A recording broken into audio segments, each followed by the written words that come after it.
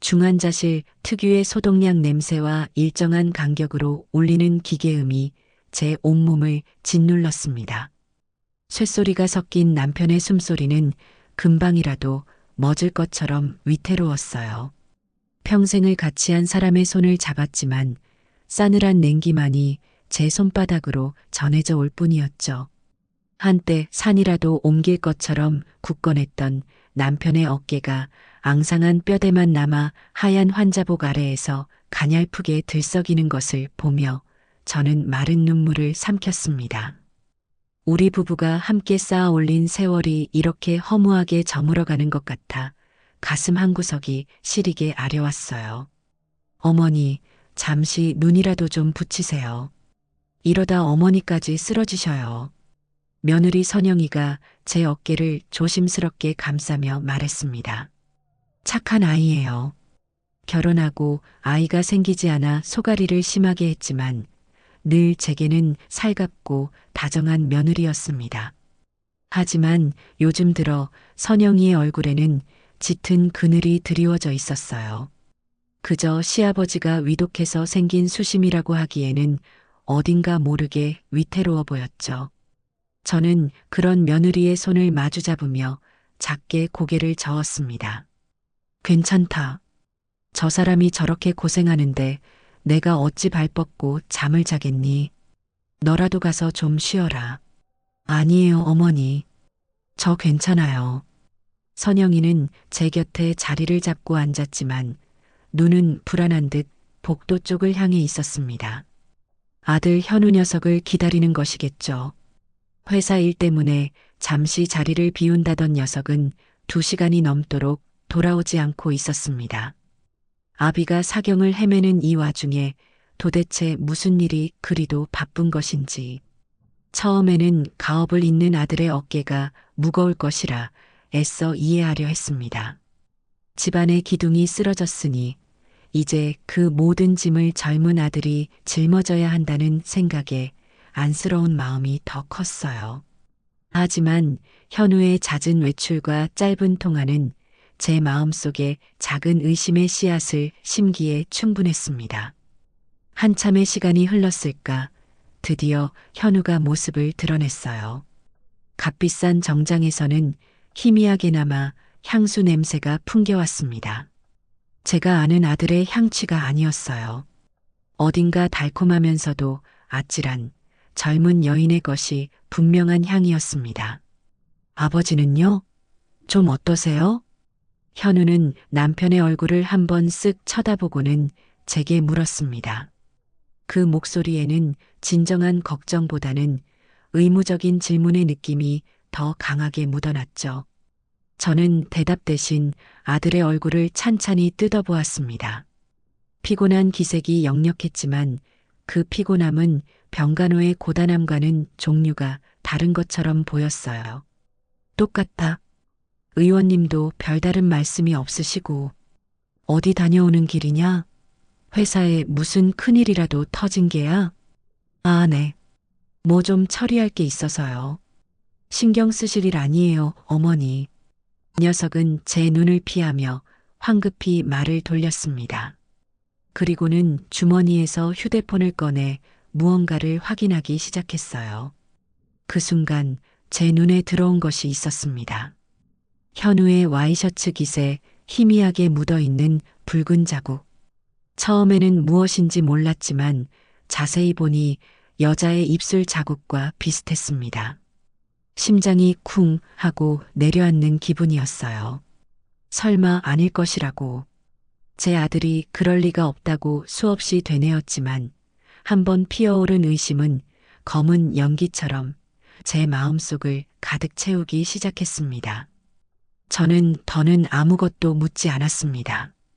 대신 조용히 일어나 잠시 바람 좀 쐬고 오겠다며 자리를 피했어요. 병원 주차장으로 내려가 아들의 차를 찾았습니다. 혹시나 하는 마음에 조수석 문을 열어보았죠.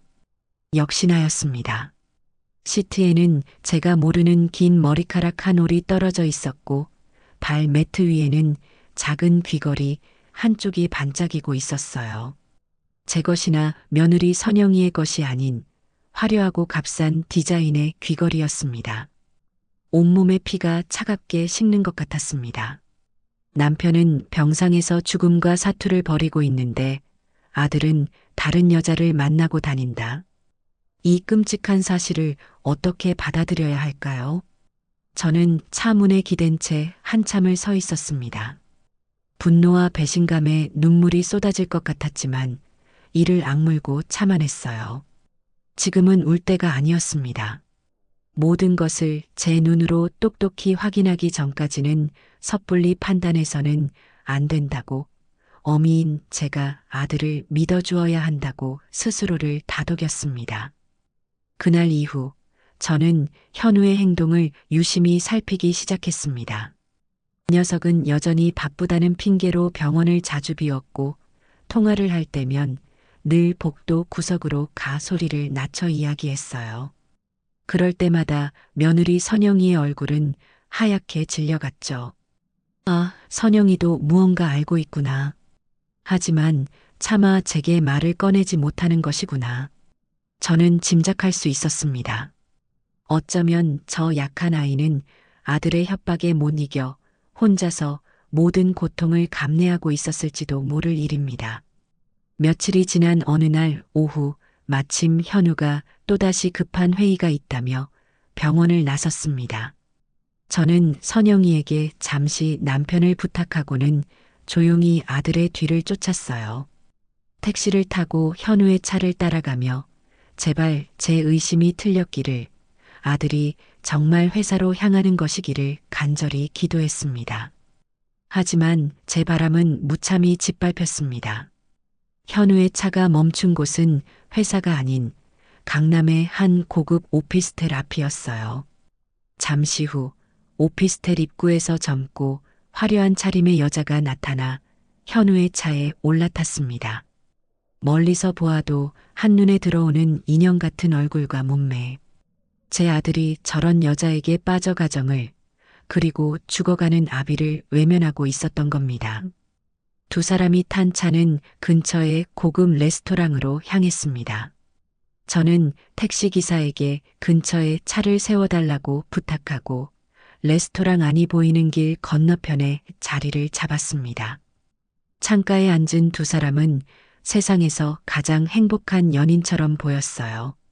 현우는 여자의 머리를 쓰다듬고 여자는 까르르 웃으며 현우에게 음식을 먹여주었습니다. 그 다정한 모습을 보는 순간 제 안에 무언가가 와르르 무너져 내렸습니다. 그때였습니다. 주머니 속 휴대폰이 요란하게 울리기 시작했어요. 제 오랜 친구였습니다. 정희야, 나다. 지금 통화 괜찮니? 응, 괜찮아. 웬일이야, 이 시간에. 제 목소리가 심하게 떨리고 있다는 것을 느꼈습니다. 친구는 그런 제 상태를 눈치채지 못한 듯 조심스럽게 말을 이어갔어요. 저기, 내가 지금 너한테 할 말이 있는데 이걸 말해야 하나 말아야 하나 한참을 고민했어. 그래도 너는 알아야 할 것 같아서. 무슨 일인데 그래? 괜찮으니 어서 말해봐. 친구는 한참을 망설이다가 며칠 전 백화점 명품관에서 현우를 보았다고 했습니다. 젊은 여자와 팔짱을 꼭 끼고 가방을 고르고 있더라는 것이었죠. 너무 다정해 보여서 차마 아는 척을 할 수가 없었다고, 혹시 내가 사람을 잘못 본 것이 아닌가 싶어 며칠을 끙끙 앓았다고 했습니다. 친구의 말이 끝나자 저는 들고 있던 휴대폰을 떨어뜨릴 뻔했어요. 모든 퍼즐 조각이 맞춰지는 순간이었습니다. 정희야? 여보세요? 괜찮은 거니? 알려줘서 고맙다. 나중에 다시 통화하자. 저는 겨우 힘을 내어 대답하고는 전화를 끊었습니다. 그리고 다시 레스토랑 안을 바라보았어요. 현우는 마침 주문한 명품 가방이라도 되는 듯 여자에게 예쁜 상자를 건네고 있었습니다. 상자를 받아든 여자는 기쁨에 겨워 현우의 뺨에 입을 맞추었죠. 그 모습을 보고 있자니 헛웃음이 터져 나왔습니다. 남편의 병원비와 회사 운영 자금 때문에 제 소유의 작은 건물까지 처분해야 하나 고민하고 있던 이 시점에 제 아들은 아버지의 목숨값이나 다름없는 돈으로 다른 여자의 환심을 사고 있었던 겁니다.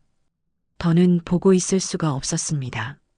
저는 천천히 몸을 돌려 병원으로 향하는 택시를 다시 잡아탔어요.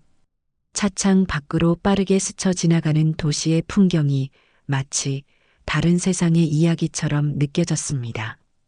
병실에 도착하니 선영이가 수척해진 얼굴로 저를 맞았습니다. 제가 아무 말 없이 남편의 침대 곁으로 가자 선영이가 조심스럽게 물었어요. 어머니, 안색이 안 좋으세요. 어디 편찮으신 거예요? 저는 그런 며느리의 얼굴을 가만히 바라보았습니다. 너는 어디까지 알고 있느냐? 얼마나 오랫동안 혼자서 이 모든 고통을 참고 있었느냐? 묻고 싶은 말이 너무나도 많았지만 지금은 때가 아니었습니다. 저는 그저 선영이의 손을 한번 꾹 잡아주고는 남편의 곁에 앉아 앙상한 손을 다시 잡았습니다.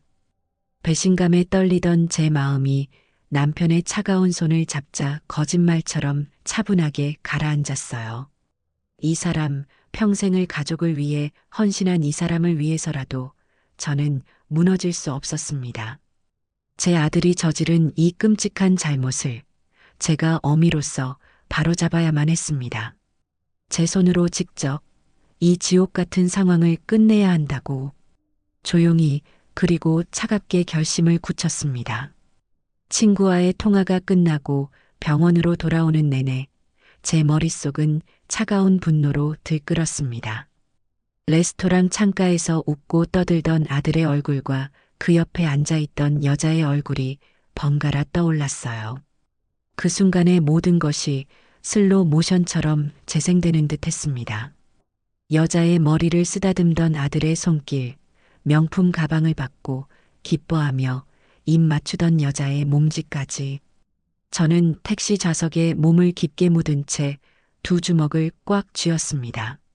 손톱이 손바닥을 파고드는 아픔이 느껴졌지만 심장이 타들어가는 고통에 비하면 아무것도 아니었죠.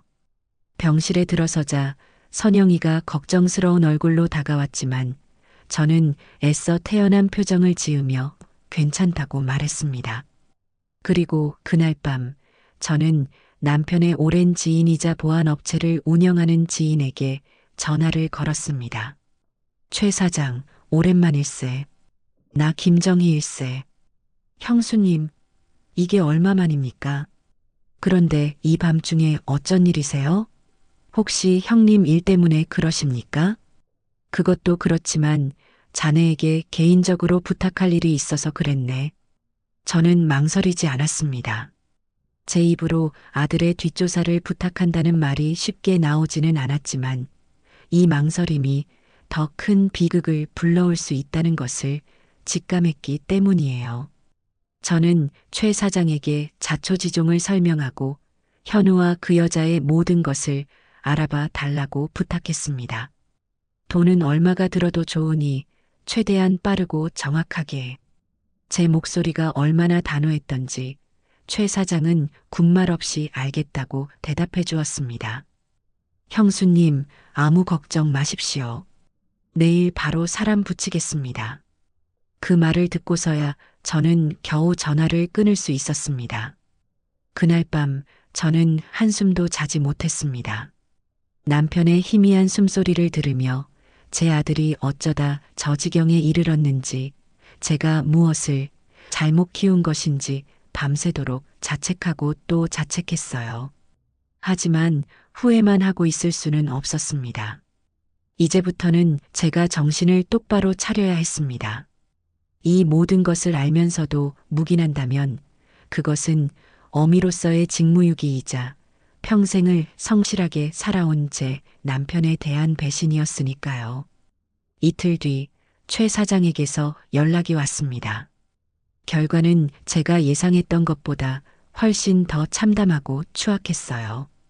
최 사장이 건넨 서류 봉투에는 현우와 그 여자가 호텔 주차장에서 진하게 입을 맞추는 사진부터 해외 리조트 수영장에서 다정하게 몸을 기댄 채 찍은 사진까지 수십 장이 들어 있었습니다. 여자의 신상도 금방 파악되었죠. 27살의 소셜미디어 인플루언서, 명품과 해외여행, 고급 레스토랑 사진을 올리며 소위 성공한 여성의 삶을 과시하고 있었지만 실장은 현우 같은 남자들에게 기생하여 살아가는 속 빈 강정 같은 여자였습니다. 더 기가 막힌 것은 현우가 그 여자의 환심을 사기 위해 회사 자금에까지 손을 댔다는 사실이었어요. 최 사장이 건넨 자료에는 현우가 법인카드로 결제한 명품 구매 내역과 호텔 숙박비 영수증, 그리고 출처가 불분명한 거액의 현금 인출 내역까지 상세하게 정리되어 있었습니다. 형수님, 이현우 사장이 지난 반년 동안 회사 돈으로 저 여자에게 쓴 돈이 자그마치 3억이 넘습니다. 해외 출장 간다고 하고는 저 여자와 밀월 여행을 다녀온 것도 여러 차례고요. 저는 서류를 쥔 채 손을 부들부들 떨었습니다. 남편이 평생을 피땀 흘려 일군 회사의 돈이 아들의 노름 미천으로 저렇게 허무하게 사라지고 있었던 겁니다. 저는 최 사장에게 고맙다는 인사를 하고 봉투를 가방 깊숙이 넣었습니다. 증거는 충분했어요. 이제 아들에게 마지막 기회를 줄 차례였습니다. 저는 일부러 선영이를 집으로 보내 쉬게 하고 현우에게 전화를 걸어 지금 당장 병원으로 오라고 했습니다. 제 목소리가 평소와 다르다는 것을 느꼈는지 현우는 군말 없이 30분 만에 병실로 달려왔어요. 어머니, 무슨 일이세요?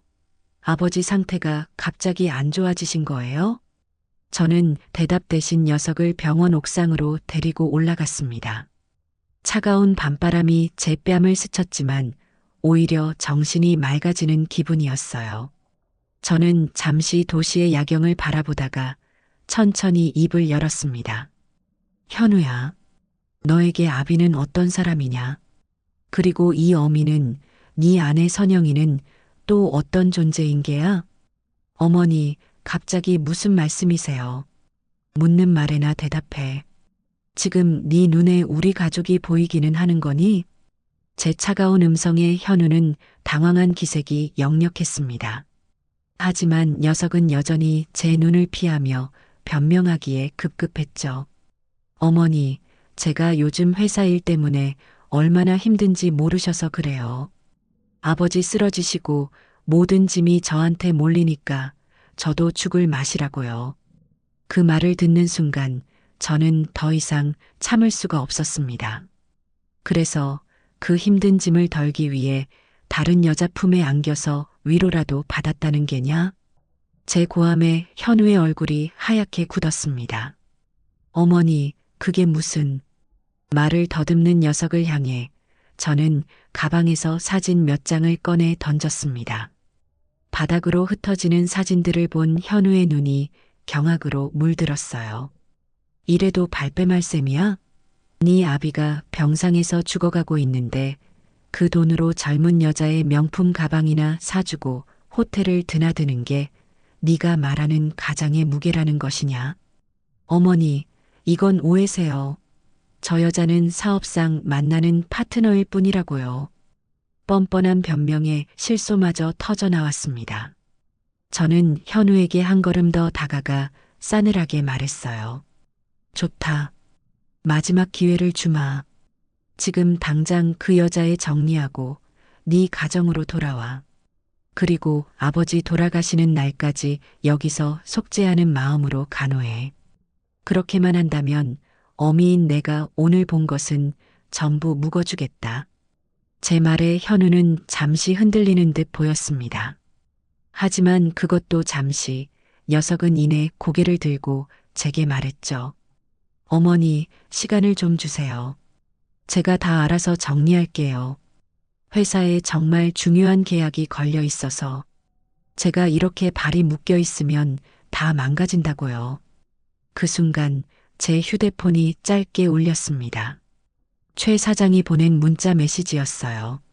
거기에는 현우와 그 내연녀의 이름으로 예약된 동남아행 비행기 티켓 사진이 첨부되어 있었습니다. 출발은 바로 오늘 밤 11시. 모든 희망과 기대가 산산조각 나는 순간이었습니다.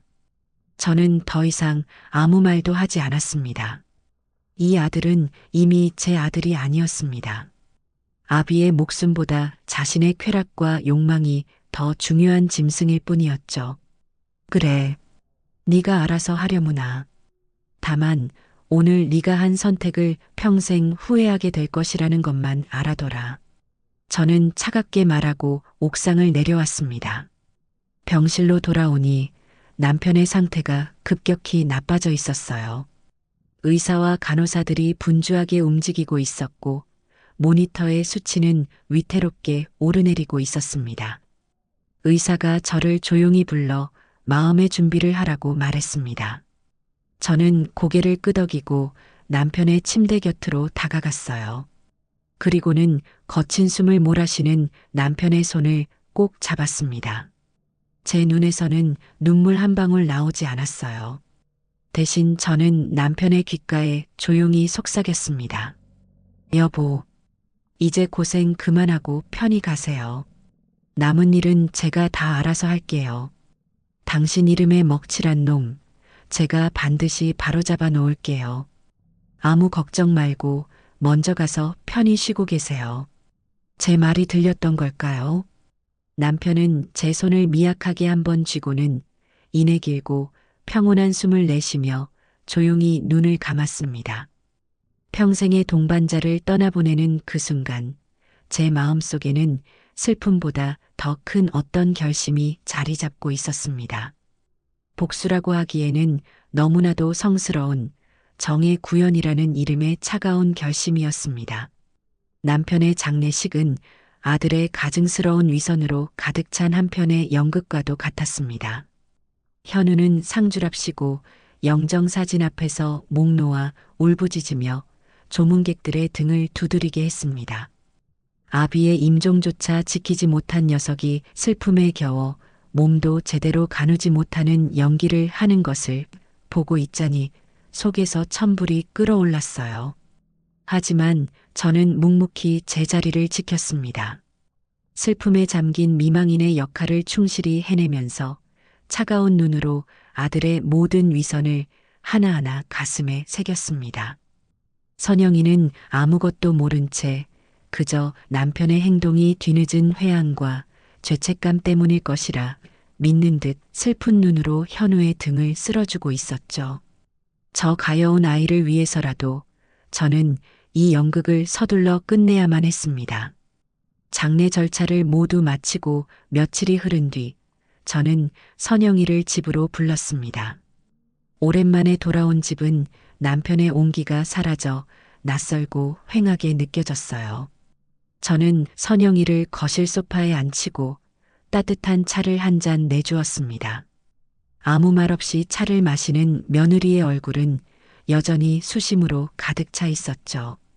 저는 잠시 망설이다가 최 사장에게서 받은 서류 봉투를 테이블 위에 올려놓았습니다. 선영아, 이걸 한번 보렴. 선영이는 의아한 표정으로 봉투를 열었습니다. 그리고 그 안에 담긴 사진들을 보는 순간 아이의 얼굴이 새하얗게 질리기 시작했어요. 손에 들고 있던 찻잔을 떨어뜨릴 뻔한 것을 제가 겨우 붙잡아 주었습니다. 선영이의 동그란 눈에서는 이내 굵은 눈물방울이 쉴 새 없이 흘러내렸습니다. 어머니, 죄송해요. 정말 죄송해요. 아이는 제게 용서를 빌며 오열했습니다. 저는 그런 선영이의 등을 조용히 쓸어주며 기다렸어요. 한참을 울던 선영이는 겨우 마음을 추스르고는 그동안 있었던 모든 일을 털어놓기 시작했습니다. 현우의 외도는 이미 1년도 더 된 일이라고 했습니다. 처음 그 사실을 알게 되었을 때 선영이는 현우에게 매달리며 제발 가정을 지켜달라고 애원했다고 해요. 하지만 현우는 오히려 아이도 낳지 못하는 주제에 어디서 큰 소리냐며 폭언을 퍼부었고 만약 이 사실을 외부에 알리면 가만두지 않겠다고 협박까지 했다고 합니다. 친정에 알려 도움을 청하려 해도 평생을 어렵게 살아온 부모님께 짐이 될 수 없어 혼자서 모든 고통을 끌어안고 있었다는 것이었어요. 제가 너무 한심하죠, 어머니. 그냥 조용히 참고 살면 언젠가는 남편이 돌아올 거라고 그렇게 바보 같은 희망을 품고 있었어요. 저는 우는 며느리를 가만히 끌어안았습니다. 한심한 것이 아니라 너무나도 안쓰럽고 가여웠어요. 제 아들이라는 작자가 한 여자의 인생을 얼마나 철저하게 짓밟아 놓았는지 깨닫는 순간 분노는 극에 달했습니다. 저는 선영이의 눈물을 닦아주며 단호하게 말했습니다. 선영아, 이제부터는 내 말만 듣거라. 너는 더 이상 그놈의 아내가 아니라 내 딸이다. 내가 너를 지켜줄 것이야. 그러니 너는 아무 걱정 말고 이혼할 준비만 하렴. 어머니 하지만 제가 어떻게 해. 못할 것 없다. 내가 다 알아서 할 것이니 너는 그저 마음만 굳게 먹으면 돼. 알겠니? 제 단호한 말에 선영이는 잠시 놀란 듯 저를 바라보더니 이내 결심이 선 듯 굳게 고개를 끄덕였습니다. 그제야 제 마음도 조금은 놓이는 것 같았어요. 다음 날 저는 남편의 유산을 정리하기 위해 수소문 끝에 젊고 유능하다는 변호사를 찾아갔습니다. 그의 이름은 박민준. 서초동의 낡은 건물에 자리한 그의 사무실은 작고 소박했지만 단정하게 정돈된 모습에서 그의 성품을 엿볼 수 있었죠. 그는 고아 출신이라는 어려운 환경 속에서도 악착같이 공부해 사법고시에 합격한 입지전적인 인물이었습니다. 그래서인지 그는 저처럼 힘없고 억울한 사람들의 사연에 더 깊이 공감하는 듯 보였어요. 어머님, 그동안 마음고생이 정말 심하셨겠습니다. 제 이야기를 모두 들은 박 변호사는 마치 자기 일처럼 분노하며 저를 위로했습니다. 그의 진심 어린 눈빛에서 저는 깊은 신뢰를 느낄 수 있었어요. 저는 그에게 제가 가진 모든 증거를 보여주며 아들 현우를 상대로 한 완벽한 법적 대응을 준비해달라고 요청했습니다. 우선 남편의 유산과 회사 지분을 모두 제 앞으로 돌려 현우의 돈줄을 완벽하게 차단하고 동시에 선영이의 이혼 소송을 준비해서 최대한의 위자료와 재산 분할을 받아낼 수 있도록 해달라고요. 걱정 마십시오, 어머님. 제가 가진 모든 능력을 동원해서 어머님과 며느님의 억울함을 풀어드리겠습니다. 이현우 씨가 저지른 행동은 명백한 유책 사유에 해당하며 회사 자금 횡령은 형사처벌까지 가능한 중범죄입니다. 박 변호사의 확신에 찬 말을 들으니 어지러웠던 머릿속이 명쾌하게 정리되는 기분이었습니다. 그는 즉시 필요한 서류들을 준비하고 법적인 절차들을 하나하나 알기 쉽게 설명해 주었어요. 그의 도움으로 저는 남편 명의의 모든 재산을 합법적으로 이전받는 절차에 착수했습니다. 또한 현우가 더 이상 회사 자금에 손을 댈 수 없도록 긴급 이사회를 소집하여 제 아들을 대표이사 직에서 해임하고 제가 그 자리를 대신하기로 결정했습니다. 이 모든 과정은 박 변호사의 치밀한 조언 아래 일사천리로 진행되었어요. 며칠 후 저는 박 변호사와 함께 선영이를 다시 만났습니다. 박 변호사는 선영이에게 이혼 소송 절차와 앞으로 우리가 확보해야 할 증거들에 대해 차분하게 설명해 주었습니다. 처음에는 변호사라는 존재 자체를 어려워하던 선영이도 자신을 진심으로 위하는 박 변호사의 따뜻한 태도에 조금씩 마음을 여는 듯 보였어요. 김선영 씨, 더 이상 혼자서 아파하지 마세요. 이제 저희가 함께 싸워드릴 겁니다.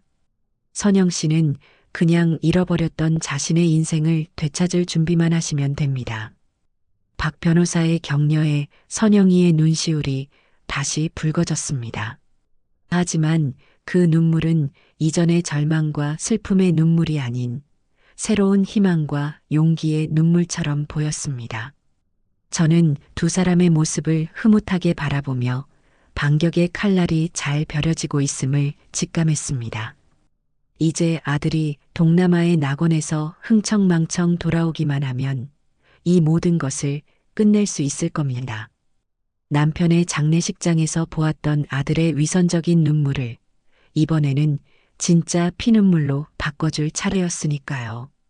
일주일간의 달콤한 여행을 마치고 돌아온 현우는 제게 전화를 걸어왔습니다. 목소리에는 일말의 죄책감도 없이 오직 짜증과 불만만이 가득 차 있었죠. 어머니, 회사 법인카드가 정지되었던데 무슨 일이에요? 그리고 제 대표이사 직인을 왜 마음대로 가져가세요?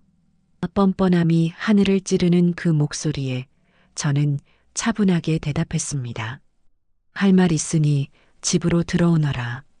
1시간쯤 지났을까 현우가 잔뜩 인상을 쓴 채 집으로 들어섰습니다. 거실 소파에 앉아있는 저를 보더니 다짜고짜 따지기 시작했어요. 어머니, 지금 이게 다 뭐예요? 아버지가 돌아가신 지 얼마나 되었다고 벌써부터 유산 문제로 이러시는 겁니까? 제가 장남이고 이 집안의 기둥인데 저를 이렇게 무시하시면 어떡해요? 저는 말없이 차를 한 모금 마시고는 현우를 똑바로 쳐다보았습니다. 네가 이 집안의 기둥이라고? 기둥은 진작에 썩어 문드러졌는데 내가 모르고 있었구나. 네 아비가 평생을 바쳐 세운 기둥을 좀먹은 게 바로 너라는 벌레인 줄도 모르고 말이다. 제 싸늘한 말투에 현우는 순간 말을 잃었습니다. 저는 테이블 위에 미리 준비해둔 서류들을 하나씩 펼쳐놓기 시작했어요.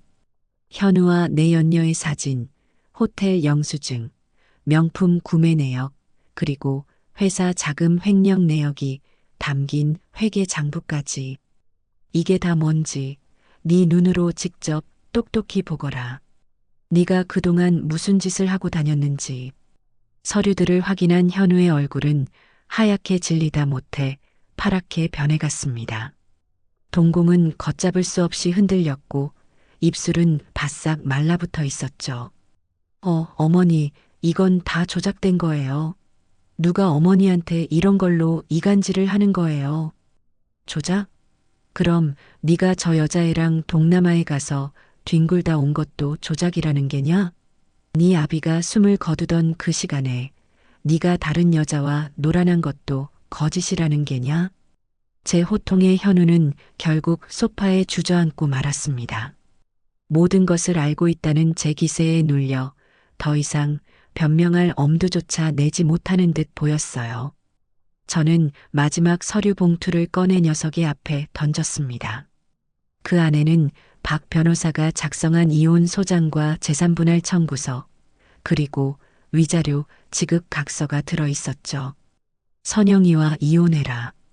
그리고 이 서류에 적힌 대로 위자료와 재산을 지급해. 네가 살고 있는 아파트 명의도 선영이 앞으로 돌려놓고 그렇게만 한다면 네가 저지른 횡령죄는 눈 감아주마. 하지만 거부한다면 나는 당장 너를 검찰에 고발할 것이다. 선택은 네 몫이야. 제 말에 현우는 고개를 들고 저를 노려보았습니다. 어머니, 어떻게 저한테 이러실 수가 있어요? 제가 어머니 아들이잖아요. 그 녀석은 이제 동정심에 호소하는 작전을 쓰는 듯 했습니다. 하지만 제 마음은 이미 얼음장처럼 차갑게 식어버린 뒤였어요. 너는 더 이상 내 아들이 아니다. 네 아비의 마지막 길을 외면하고 제 아내를 배신한 순간부터 너는 내 자식이길 포기한 게야. 당장 이 서류에 도장을 찍어. 하지만 현우는 끝까지 버텼습니다. 자신이 뭘 그렇게 잘못했냐며 남들도 다 아는 바람 한 번 피운 것 가지고 너무하는 것 아니냐며 적반하장으로 나왔죠. 결국 저는 말없이 자리에서 일어나 제 방으로 들어갔습니다. 그리고는 박 변호사에게 전화를 걸어 계획대로 진행해달라고 말했어요. 다음 날부터 모든 것이 속전속결로 진행되었습니다. 박 변호사는 즉시 현우를 업무상 횡령 혐의로 검찰에 고발했고 모든 언론사에 이 사실을 알렸습니다. 유명 중소기업 오너 2세, 아버지 병상에 있을 때 회사 돈 빼돌려 내연녀와 해외여행이라는 자극적인 제목의 기사들이 인터넷을 도배하기 시작했어요. 현우의 이름과 그 내연녀의 얼굴, 심지어 그녀가 운영하던 소셜미디어 계정까지 공개되었습니다. 상황이 이렇게 되자 가장 먼저 등을 돌린 것은 내연녀였습니다. 현우의 돈줄이 막히고 사회적으로 매장당할 위기에 처하자 그녀는 모든 잘못을 현우에게 떠넘기기 시작했어요. 자신은 유부남인 줄 몰랐다. 현우가 끈질기게 접근해서 어쩔 수 없이 만났다며 거짓 인터뷰를 하고 자신에게 유리한 증거라며 현우와 나눈 메시지들을 공개하기까지 했습니다. 그야말로 진흙탕 싸움이었죠. 회사는 발칵 뒤집혔고 거래처들은 줄줄이 계약을 파기했습니다. 현우는 검찰 조사를 받게 되었고 출국 금지 조치까지 내려졌습니다. 그가 가진 모든 것을 한순간에 잃게 된 것이죠. 사면 초가에 몰린 현우는 결국 제게 다시 연락해 왔습니다. 전화를 받자 수화기 너머로 녀석의 처절한 울음소리가 들려왔어요. 어머니, 제가 잘못했어요. 제발 한 번만 용서해 주세요. 제발 고소 좀 취하해 주세요. 네. 저는 아무 대답도 하지 않았습니다. 그저 조용히 듣고만 있었죠. 한참을 울며불며 매달리던 현우는 제 반응이 없자 결국 모든 것을 포기한 듯 말했습니다. 알겠어요. 어머니 말씀대로 다 할게요. 이혼 서류 어디로 보내면 돼요? 모든 것은 제 뜻대로 되었습니다. 며칠 후 박 변호사의 사무실에서 현우와 마주 앉았습니다. 불과 열흘 전만 해도 세상을 다 가진 듯 오만하던 녀석은 이제 모든 것을 잃고 초라하게 무너져 내린 모습이었습니다. 현우는 아무 말 없이 제가 내민 모든 서류에 순순히 도장을 찍었습니다. 선영이에게 아파트와 상당한 액수의 위자료를 지급하고 향후 일체의 상속권을 포기하겠다는 각서까지. 모든 절차가 끝나고 저는 자리에서 일어났습니다. 단 한 번도 아들의 얼굴을 쳐다보지 않았어요. 사무실을 나서기 전 저는 마지막으로 한마디를 던졌습니다. 이것으로 너와 나의 인연은 끝이다. 이제부터는 네 인생, 네가 알아서 살아나가거라. 그 말을 끝으로 저는 뒤도 돌아보지 않고 사무실을 나왔습니다. 밖으로 나오자 기다리고 있던 선영이와 박 변호사가 저를 맞았습니다. 저는 선영이의 손을 꼭 잡으며 말해주었어요. 선영아, 이제 다 끝났다. 너는 자유야. 제 말에 선영이는 그 자리에 주저앉아 한참을 울었습니다. 그동안 억눌려왔던 모든 서름과 아픔을 토해내는 듯한 울음이었죠. 저는 그런 며느리를, 아니, 이제는 제 딸이 된 아이를 따뜻하게 안아주었습니다. 시련의 겨울은 끝났고, 이제 우리에게는 따스한 봄날이 찾아올 것이라 믿어 의심치 않았습니다. 이혼 서류에 도장이 찍히고 현우의 그림자가 법적으로 완벽하게 지워진 그날 이후로 선영이는 며칠 동안 깊은 잠에 빠져들었습니다. 마치 길고 긴 악몽에서 깨어난 사람처럼 아이는 세상 모르고 잠만 잤어요. 저는 그런 아이를 깨우지 않고 그저 조용히 이마에 땀을 닦아주고 얇은 이불을 덮어주었습니다. 그동안 얼마나 마음을 졸이고 얼마나 많은 밤을 눈물로 지새웠을까요? 짓눌렸던 모든 감정들이 한꺼번에 터져나와 아이를 잠의 세계로 이끈 것이겠지요. 저는 죽을 끓여 머리맡에 놓아두고 아이가 스스로 일어날 때까지 묵묵히 기다려 주었습니다.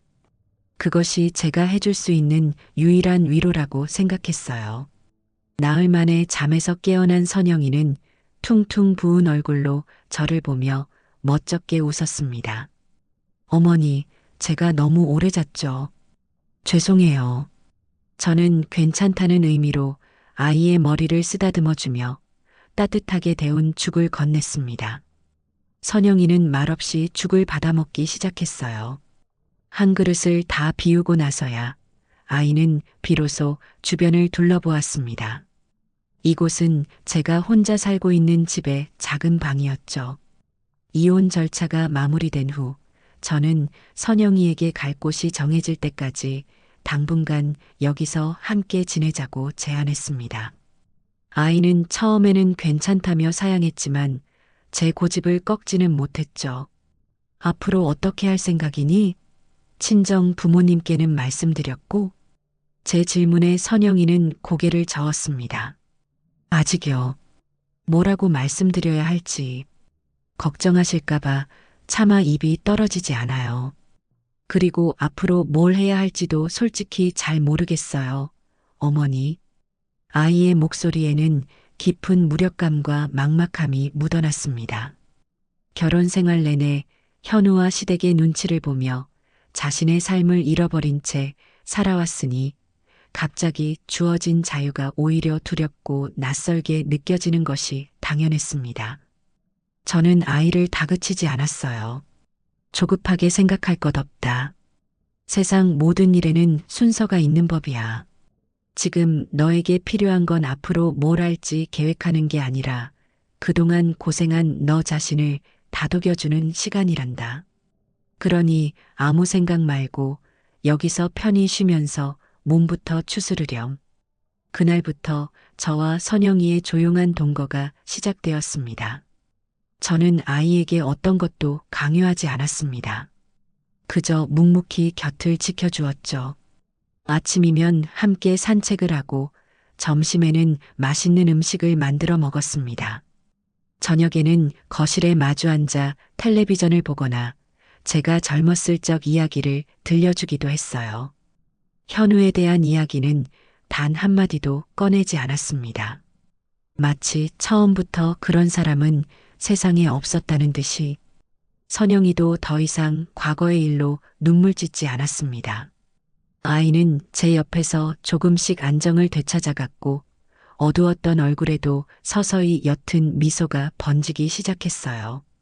그러던 어느 날 오후 현우와 살던 아파트에 남아있는 선영이의 짐을 정리하러 함께 가게 되었습니다. 이제는 법적으로 완벽한 선영이의 집이 된 곳이었지만 아이는 그곳에 들어서는 것을 무척이나 망설였죠. 현관문을 열자 차갑고 퀴퀴한 공기가 우리를 맞았습니다. 현우가 떠난 후 한 번도 사람의 손길이 닿지 않은 듯 집안은 온통 먼지로 뒤덮여 있었습니다.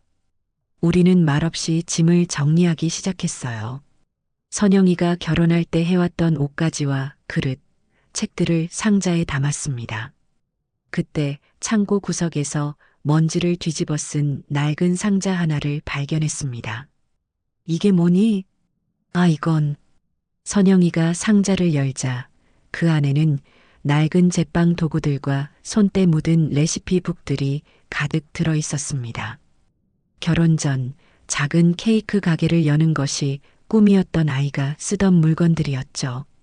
선영이는 낡은 레시피 북을 펼쳐들고는 한참 동안 말없이 페이지를 넘겼습니다.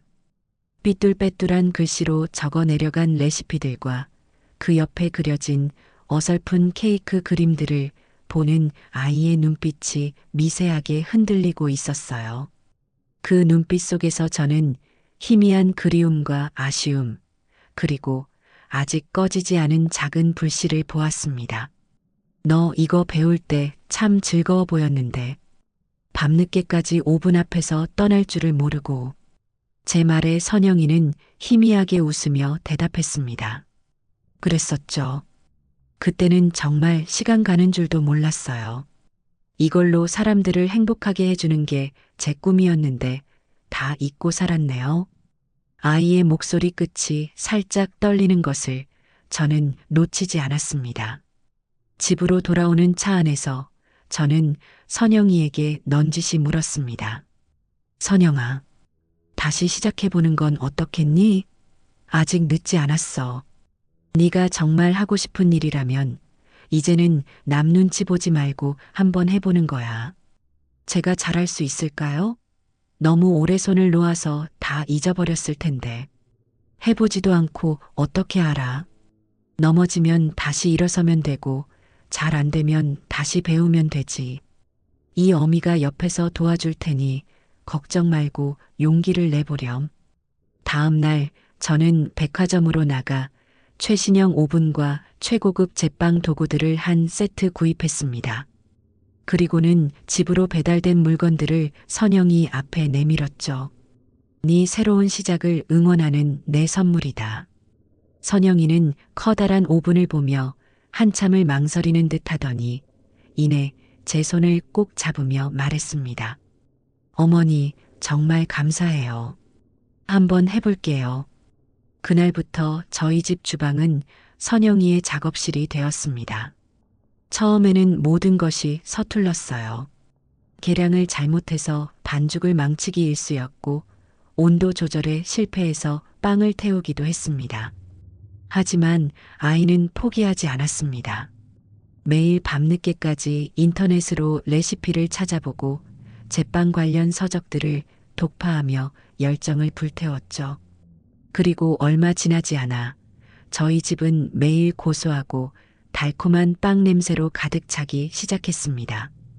처음으로 제법 그럴듯한 모양의 식빵이 오븐에서 나왔을 때 우리는 마치 어린아이처럼 손뼉을 치며 기뻐했습니다.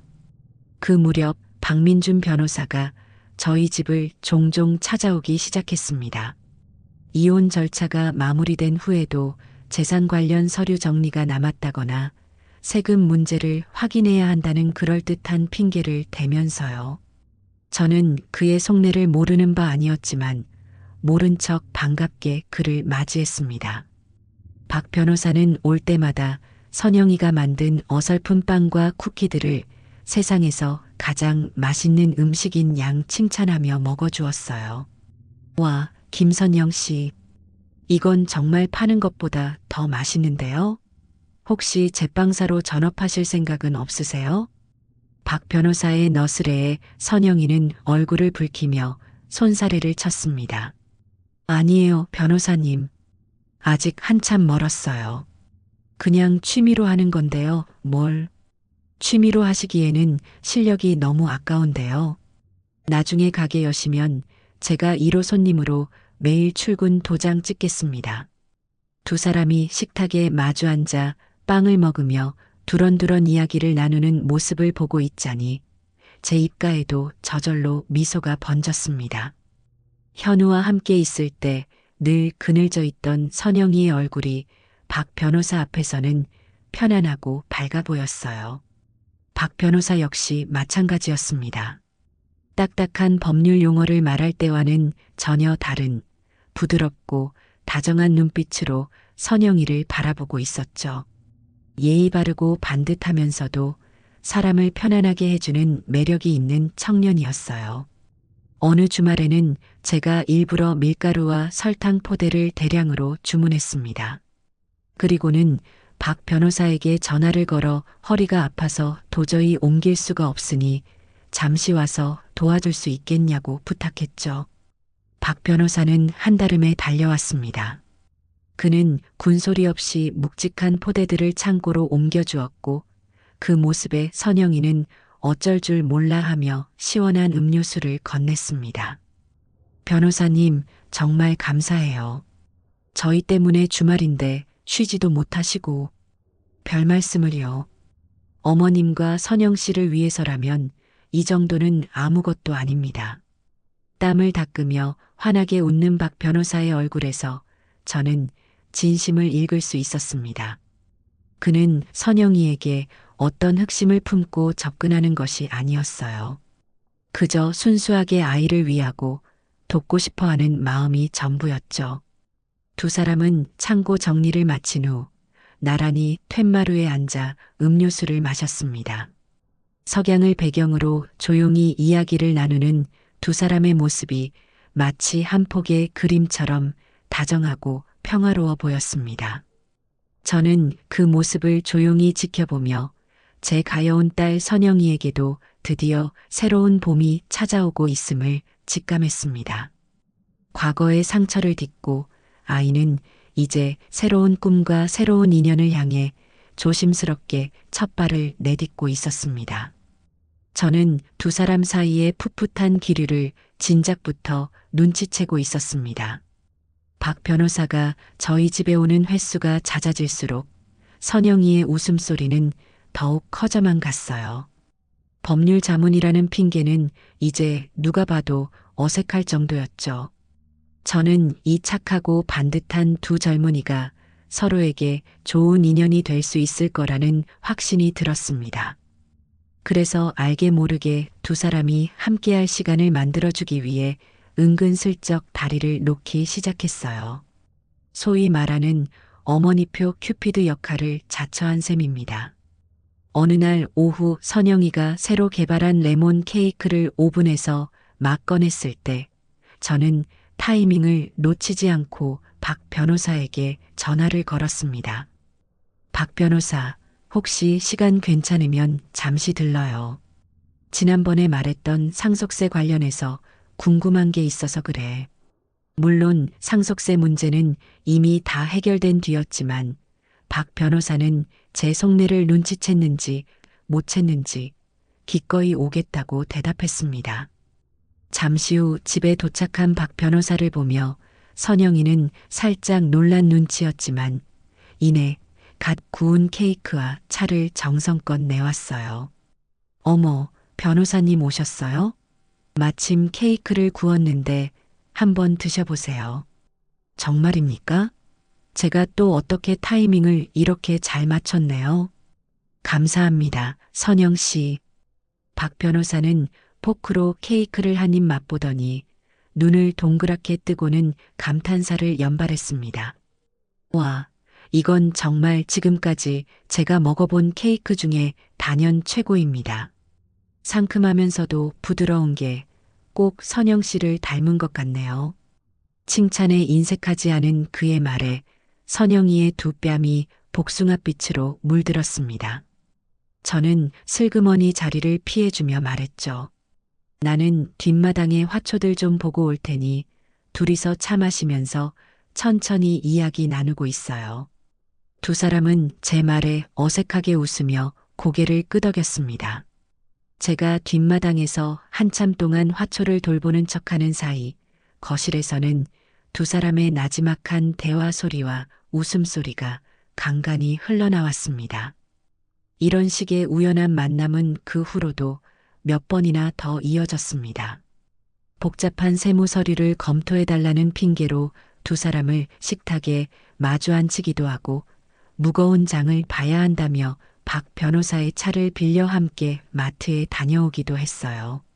처음에는 어색해하던 두 사람도 함께하는 시간이 길어지면서 눈에 띄게 가까워졌습니다. 그들은 서로의 어린 시절 이야기부터 각자가 가진 소박한 꿈에 대한 이야기까지 많은 것을 공유하기 시작했어요. 박 변호사는 부모님 없이 친척집을 전전하며 외롭게 자라온 자신의 과거를 담담하게 털어놓았습니다. 그래서 늘 따뜻하고 화목한 가정을 꾸리는 것이 평생의 꿈이었다고 말했죠. 선영이는 그런 그의 아픔에 진심으로 공감하며 위로를 건넸습니다.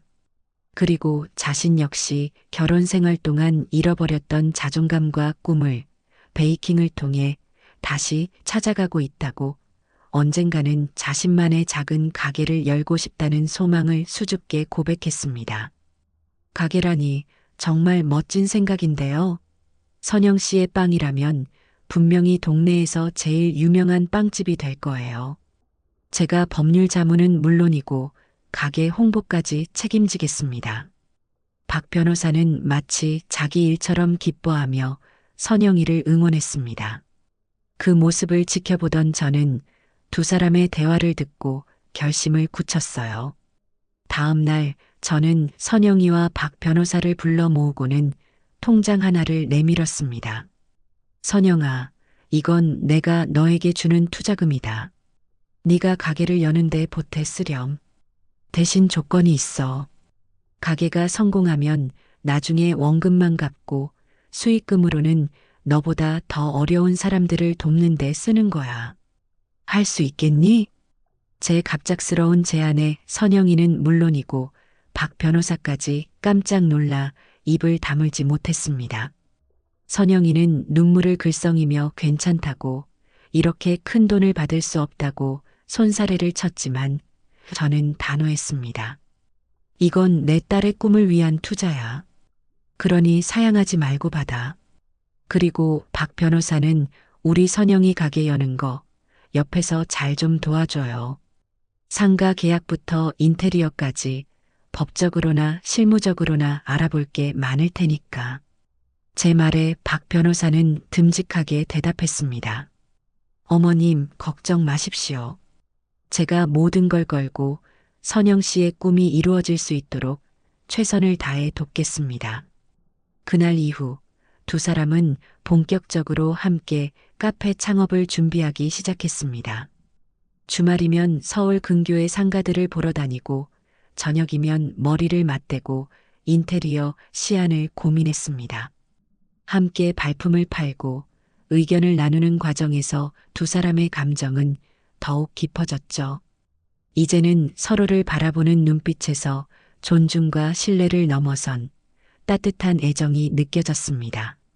그리고 마침내 아담하고 햇살이 잘 드는 완벽한 가게 자리를 계약한 그날 저녁, 박 변호사가 사뭇 진지한 얼굴로 저를 찾아왔습니다. 그는 제 앞에 조용히 무릎을 꿇고는 떨리는 목소리로 입을 열었어요. 어머님, 드릴 말씀이 있습니다. 무슨 일인데 이렇게 무릎까지 꿇고 그러나. 어서 일어나게. 아닙니다. 이 말씀은 꼭 이렇게 드려야 할 것 같습니다. 박 변호사는 깊게 숨을 한번 들이쉬고는 제 눈을 똑바로 바라보며 말했습니다. 어머님, 제가 감히 선영 씨를 마음에 품어도 되겠습니까? 부모 없이 자라 따뜻한 가정이 어떤 것인지 모르고 살았습니다. 어머님과 선영 씨를 보며 처음으로 가족의 온기를 느꼈습니다. 부족한 저이지만 선영 씨가 다시는 상처받지 않도록 세상에서 가장 행복한 여자로 만들어주고 싶습니다. 제가 평생 선영 씨를 아끼고 지켜줄 수 있도록 허락해 주십시오. 그의 눈에는 한치의 거짓도 없는 진심이 가득 담겨 있었습니다. 고아로 자라온 그의 외로움과 따뜻한 가정을 향한 그의 간절한 열망이 제 가슴에 고스란히 전해져 왔어요. 저는 그의 두 손을 따뜻하게 잡아주며 말했습니다. 박 변호사, 아니, 이제는 민준이라고 불러도 되겠지? 자네의 그 마음, 내가 모를 리 없네. 우리 선영이 아픔이 많은 아이야. 그런 선영이의 상처까지 보듬어주고 진심으로 아껴줄 수 있는 사람이라면 나는 더 바랄 게 없다네. 우리 선영이를 그리고 나의 딸을 자네에게 부탁하네. 제 허락에 민준 씨의 눈시울이 붉어졌습니다. 그는 제게 큰 절을 올리며 몇 번이고 감사하다고 말했습니다. 그날 밤 저희 세 사람은 함께 조촐한 축하 파티를 열었습니다. 선영이는 모든 상황을 알고 있었는지 붉어진 얼굴로 행복한 미소를 감추지 못했죠. 저는 두 사람의 모습을 흐뭇하게 바라보며 세상을 떠난 남편을 떠올렸습니다. 여보, 당신도 하늘에서 보고 있지요? 우리에게 이렇게 좋은 아들이 새로 생겼답니다. 당신도 분명 기뻐할 거예요. 선영이의 작은 카페는 정의의 보금자리라는 이름으로 동네 어귀에 문을 열었습니다. 제 이름을 따서 지은 그 이름처럼 카페는 오가는 사람들에게 따뜻하고 아늑한 쉼터가 되어 주었어요. 선영이가 매일 아침 정성껏 구워내는 빵과 케이크는 금세 입소문이 났고 가게는 언제나 고소한 빵 냄새와 사람들의 기분 좋은 웃음소리로 가득 찼습니다. 앞치마를 두르고 손님들을 맞이하는 선영이의 얼굴에서는 과거의 그늘을 찾아볼 수 없었어요. 아이는 자신의 힘으로 일어서서 사람들에게 행복을 나눠주는 일을 통해 비로소 완전한 기쁨과 자신감을 되찾은 듯 보였습니다. 민준 씨는 그런 선영이의 곁을 든든하게 지켜주었습니다. 바쁜 변호사 업무에도 불구하고 그는 매일 저녁 가게 마감을 돕기 위해 들렀고 주말이면 함께 새로운 메뉴를 개발하거나 가게 홍보 전단지를 돌리기도 했어요. 두 사람은 연인이라기보다는 함께 미래를 만들어 나가는 동지처럼 보였습니다. 서로를 존중하고 아끼는 그 모습이 어찌나 예뻐 보이던지 저는 두 사람을 볼 때마다 입가에서 미소가 떠나질 않았습니다. 저 또한 소일거리 사마 가게에 나가 카운터를 보거나 서빙을 도우며 제2의 인생을 사는 듯한 활기를 느꼈죠. 모든 것이 평화롭고 행복하게만 흘러가던 어느 비 오는 날 오후였습니다. 그날따라 손님이 뜸한 가게 안에서 저희 세 사람은 창밖을 보며 조용히 차를 마시고 있었어요. 그때였습니다. 가게 문에 달린 작은 종이 딸랑 하고 울리며 누군가가 들어섰습니다. 흠뻑 젖은 채 고개를 푹 숙이고 들어선 남자의 모습에 저는 순간 제 눈을 의심했습니다. 남루한 행색, 덥수룩하게 자란 수염, 퀭한 눈. 제 아들 현우였습니다. 현우의 등장에 가게 안에 공기는 순간 얼어붙었습니다. 선영이는 들고 있던 찻잔을 놓칠 뻔했고 민준 씨는 즉시 자리에서 일어나 선영이의 앞을 막아서듯 섰습니다. 현우는 한참 동안 아무 말 없이 마치 다른 사람이 된 것처럼 자신감 넘치고 행복해 보이는 선영이의 모습을 멍하니 바라보았습니다. 그의 눈빛에는 후회와 그리움, 그리고 비참한 질투심이 뒤섞여 있었어요. 선영아. 한참 만에 현우가 쉰 목소리로 선영이의 이름을 불렀습니다. 그리고는 갑자기 우리 앞으로 다가와 그대로 바닥에 무릎을 꿇었습니다. 갑작스러운 그의 행동에 저와 선영이, 민준 씨는 물론이고 가게 안에 있던 몇 안 되는 손님들의 시선까지 모두 그에게로 쏠렸습니다. 선영아, 내가 잘못했다. 정말 미안해. 내가 정말 죽을 죄를 지었어. 제발 나 한 번만 용서해 주라. 우리 다시 시작하자. 응? 현우는 눈물을 쏟아내며 선영이의 발치에 매달렸습니다. 모든 것을 잃고 나서야 자신이 버린 것들이 얼마나 소중했는지 깨달은 모양이었죠. 하지만 그의 뒤늦은 후회는 너무나도 이기적이고 볼썽사나웠습니다. 선영이는 더 이상 그의 눈물에 흔들리는 약한 여자가 아니었어요. 아이는 차갑게 식은 눈으로 바닥에 엎드린 현우를 내려다보았습니다. 그 눈빛에는 분노나 증오가 아닌 깊은 연민과 경멸이 담겨 있었어요. 일어나세요, 이현우 씨. 선영이의 목소리는 놀라울 정도로 차분하고 단호했습니다. 여기서 이러지 말고 일어나세요. 다른 손님들한테 피해주는 행동이에요. 선영아, 제발 내가 정말 다 잘못했어. 그 여자랑은 진작에 다 끝났어. 나는 너 없으면 안 돼.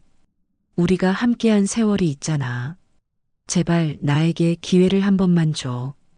기회? 선영이는 헛웃음을 터뜨렸습니다. 당신이 버린 게 뭔지 아직도 모르겠어요? 당신은 나 하나만 버린 게 아니에요. 당신은 임종을 앞둔 아버님의 마지막 순간을 버렸고, 당신을 믿었던 어머님의 믿음을 버렸고, 우리 가족 모두를 버렸어요. 당신과 나 사이에는 용서고 뭐고, 이제 아무것도 남아있지 않아요. 여긴 당신이 있을 곳이 아니니, 어서 돌아가세요.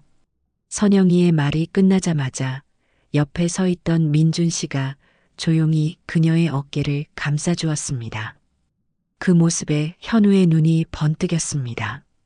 후회로 가득 찼던 그의 얼굴이 순식간에 시커먼 질투와 분노로 물들었어요. 너 뭐야? 너 때문에 선영이가 변했어. 네가 뭔데 내 아내 옆에 서 있는 거야. 이성을 잃은 현우가 벌떡 일어나 선영이의 팔을 거칠게 잡아채려 했습니다. 그 순간 민준 씨가 한 발 앞으로 나서며 현우의 앞을 막아섰습니다.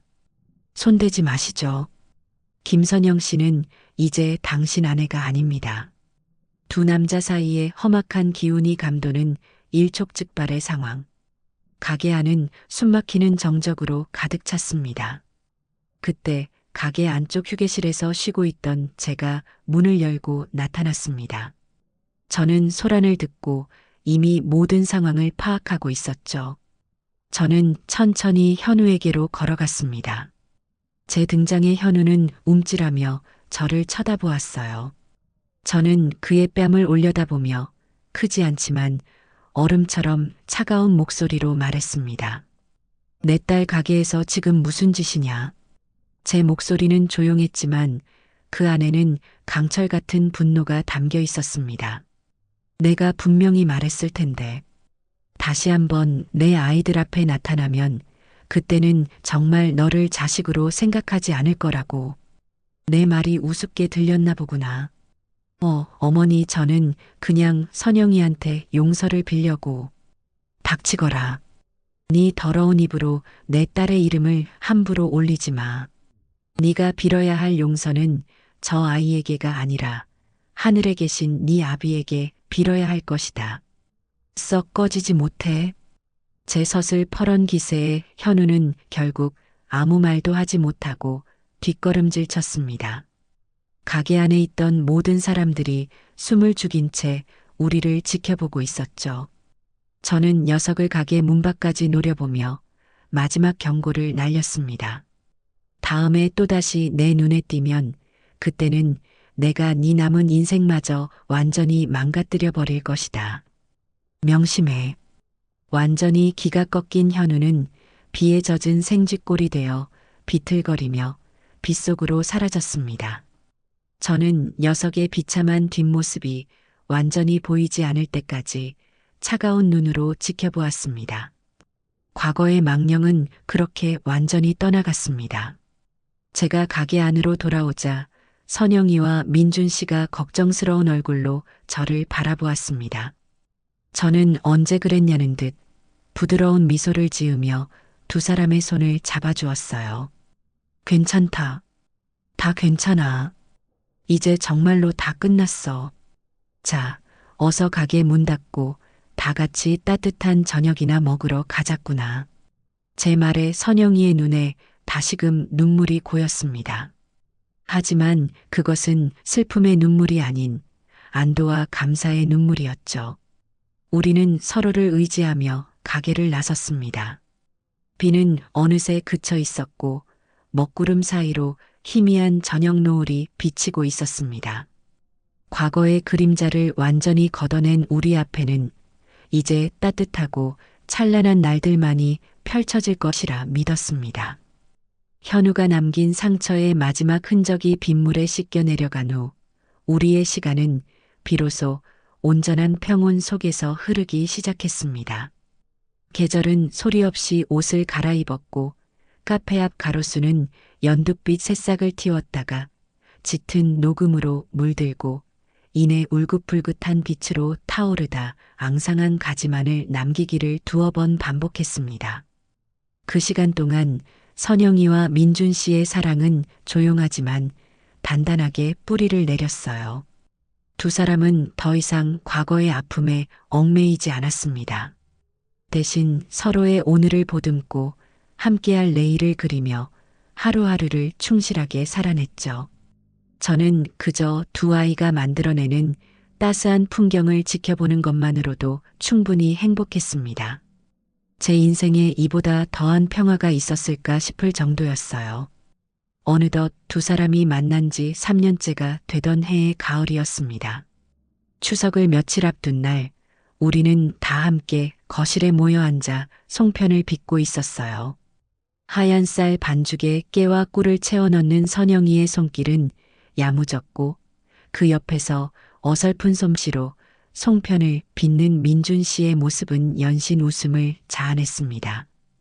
못생긴 송편을 빚으면 못생긴 딸을 낳는다는 제 놀림에 민준 씨는 일부러 더 투박하고 커다란 송편을 빚으며 너스레를 떨었죠. 저는 선영 씨만 닮은 예쁜 딸 낳을 거라 괜찮습니다. 그 말에 선영이는 쑥스러운 듯 민준 씨의 옆구리를 쿡 찔렀고 저는 두 아이의 풋풋한 모습에 소리내어 웃었습니다. 명절이라는 것이 이렇게나 따뜻하고 정겨운 것이었는지 저는 까맣게 잊고 살았습니다. 남편이 살아있을 때도 현훈애와 함께 보냈던 그 어떤 명절도 지금처럼 충만하고 행복하지는 않았어요. 그날 밤 선영이가 잠든 것을 확인하고 저는 마당에서 달을 보고 있던 민준 씨에게 다가갔습니다. 민준아, 춥지 않으냐? 어서 들어가서 자거라. 제 말에 민준 씨는 뒤를 돌아보며 부드럽게 미소 지었습니다. 어머님, 잠시만요. 달이 참 밝아서요. 우리는 나란히 툇마루에 앉아 한참 동안 말없이 밤하늘을 올려다보았습니다. 보름이 가까워진 달은 온 세상을 은은하게 비추고 있었죠. 정적을 깬 것은 저였습니다. 너는 우리 선영이와 앞으로 어떻게 할 생각이니? 평생 그렇게 연애만 할 셈은 아닐 테지. 제 질문은 꽤나 직접적이었지만 이제는 물어야 할 때라고 생각했습니다. 민준 씨는 제 질문을 예상했다는 듯 조금도 당황하지 않고 차분하게 대답했어요. 어머님, 사실은 오래전부터 선영 씨에게 제 마음을 전하고 싶었습니다. 제 아내가 되어달라고, 제 가족이 되어달라고 청혼하고 싶었어요. 그의 목소리는 진지했습니다. 하지만 망설였습니다. 선영 씨에게는 시간이 더 필요할 거라고 생각했어요. 과거의 상처가 너무 깊어서 결혼이라는 제도가 또다시 그 사람을 힘들게 할 수도 있겠다는 두려움이 앞섰습니다. 선영 씨가 온전히 행복해질 준비가 되었을 때, 그때 말하고 싶었어요. 저는 그런 그의 속 깊은 마음에 또 한 번 가슴이 뭉클해졌습니다. 제 아들이었어야 할 사람이 바로 이런 사내였어야 했는데, 저는 그의 손을 가만히 잡으며 말해주었습니다. 선영이는 이미 다 준비가 되었어. 그 아이가 과거의 상처를 이겨내고 지금처럼 밝게 웃을 수 있는 건 모두 자네 덕분이야. 자네가 옆에서 묵묵히 믿어주고 기다려주었기 때문이지. 이제는 자네의 용기만 필요한 때일세.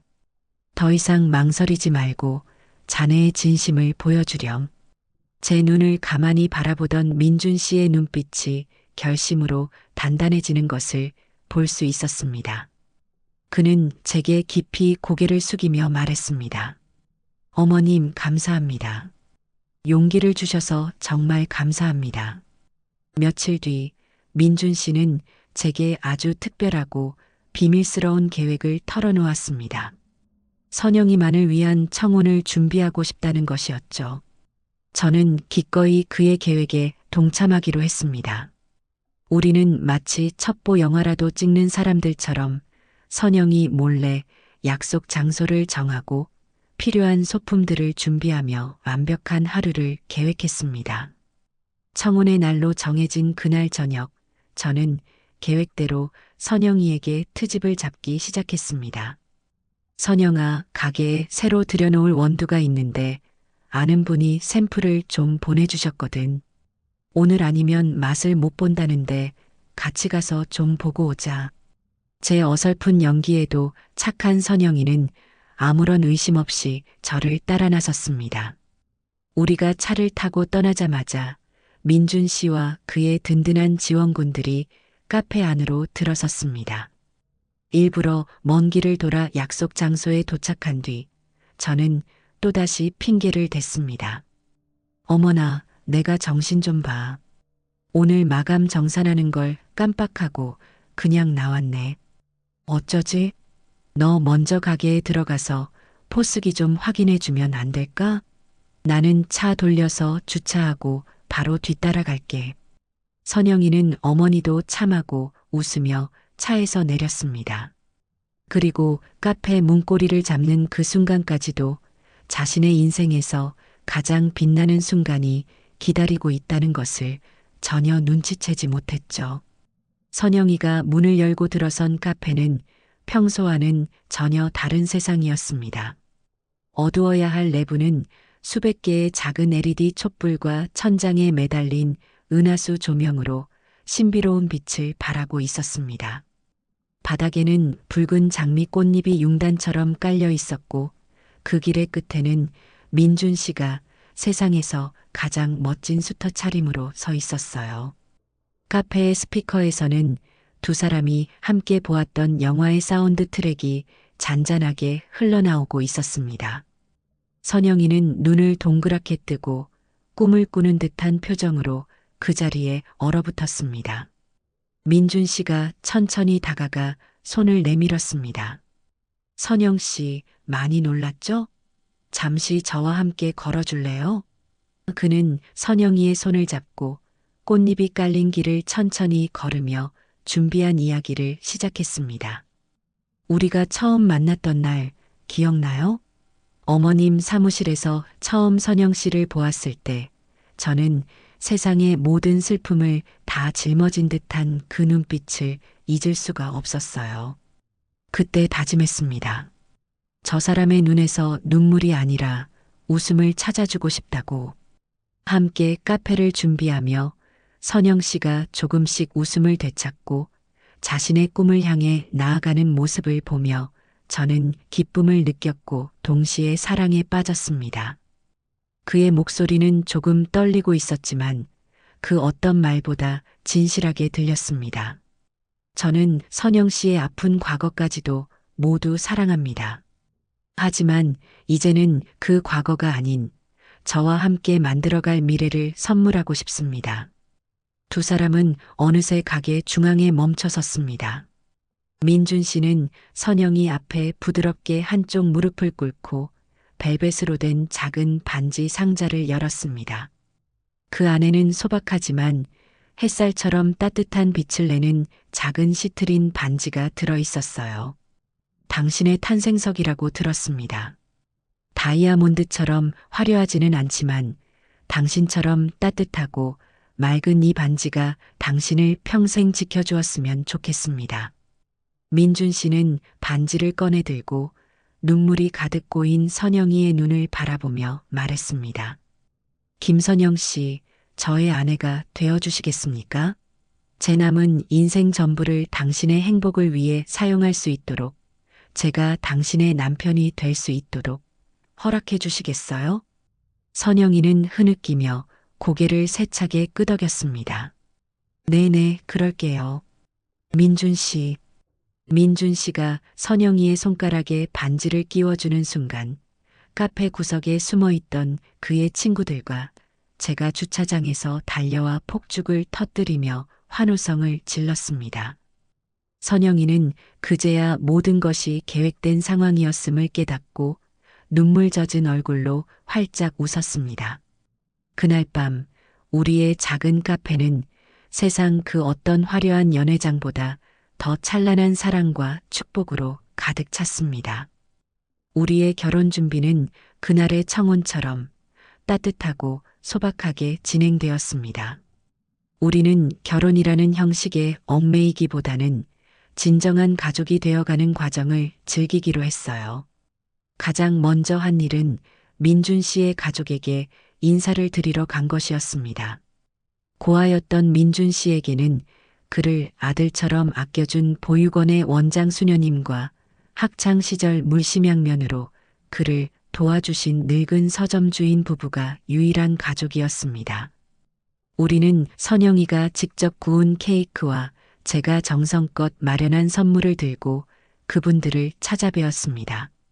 원장 수녀님은 민준 씨의 손을 잡고 눈물을 흘리셨고 서점 주인 할아버지는 우리 아들이 드디어 장가를 가는구나 하며 껄껄 웃으셨습니다. 그분들은 선영이를 친딸처럼 따뜻하게 맞아주었고 우리는 진짜 가족이 된 듯한 충만함을 느꼈습니다. 선영이의 웨딩드레스는 화려함보다는 단아함을 기준으로 골랐습니다. 몇 군데의 드레스숍을 돌아다닌 끝에 우리는 목까지 올라오는 레이스와 긴 소매가 고전적인 아름다움을 자아내는 드레스를 선택했습니다. 그 드레스를 입고 커튼 뒤에서 나타난 선영이의 모습을 보는 순간 저도 모르게 탄성을 질렀습니다. 마치 동화 속 공주님처럼 아이는 눈부시게 아름다웠어요. 하지만 그 아름다움은 값비싼 보석이나 화려한 장식이 아닌 아이의 내면에서부터 흘러나오는 자신감과 행복함이 만들어내는 빛이었습니다. 결혼식은 가을의 끝자락, 낙엽이 곱게 물든 작은 숲속 레스토랑에서 열렸습니다. 우리는 소수의 하객만을 초대해 진심 어린 축복 속에서 두 사람의 시작을 기념하기로 했어요. 결혼식 당일 아침, 저는 떨리는 손으로 선영이의 머리에 작은 면사포를 꽂아주었습니다. 거울 속에 비친 제 딸의 모습을 보니 만감이 교차했습니다. 이 아이가 처음 우리 집에 시집 오던 날, 그리고 절망 속에서 이혼 서류에 도장을 찍던 날, 그리고 오늘 새로운 행복을 향해 발을 내딛는 이 순간까지 모든 순간들이 주마등처럼 스쳐 지나갔습니다. 저는 선영이의 어깨를 감싸 안으며 말해주었습니다. 내 딸 정말 예쁘구나. 오늘 세상에서 가장 행복해야 한다. 식이 시작되고 저는 선영이의 손을 잡고 버진 로드를 함께 걸었습니다. 한 걸음 한 걸음 내디딜 때마다 가슴 벅찬 감정이 차올랐습니다. 길의 끝에는 민준 씨가 세상 가장 든든하고 행복한 미소로 우리를 기다리고 있었습니다. 저는 민준 씨에게 선영이의 손을 건네주며 아비의 마음으로 그리고 어미의 마음으로 두 사람을 축복했습니다. 두 사람은 서로를 위해 밤새 고민하며 쓴 혼인 서약서를 낭독했고 그들의 진심 어린 약속에 하객들은 눈시울을 붉혔습니다. 반지를 교환하고 축복에 입맞춤을 하는 두 사람의 모습을 보며 저는 더 이상 신랑 측 혼주석에도 신부 측 혼주석에도 속하지 않은 채 그저 우리 가족의 탄생을 지켜보는 증인이 되었습니다. 식이 끝나고 사진사가 우리 세 사람을 불렀습니다.